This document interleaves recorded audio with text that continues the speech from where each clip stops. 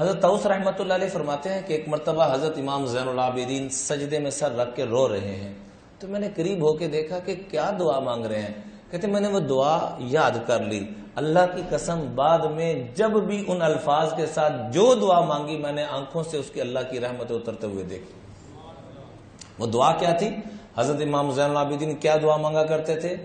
عبیدک بفنائک، عبیدک بفنائک، اے اللہ تیرا، ایک ہوتا ہے اللہ کا بندہ عبد اللہ، عبد کہتے ہیں اللہ کے بندے کو، عبید کہتے ہیں چھوٹا سا بندہ۔ تو حضرت طاؤس فرماتے ہیں کہ میں نے قریب ہو کے دیکھا کہ کیا دعا مانگ رہے ہیں اللہ کی بارگاہ میں، اور ان الفاظ کو میں نے یاد کر لیا، اور پھر میں نے جب بھی ان الفاظ کے ساتھ دعا مانگی اللہ نے ان کو قبول فرمایا۔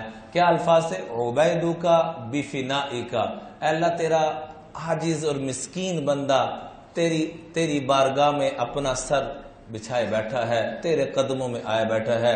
سائلک بفنائک، سائل کہتے ہیں مانگنے والے کو، اور سائل اس مانگنے والے کو کہتے ہیں کہ جس کے پاس موجود ہو پھر بھی مانگنے جائے۔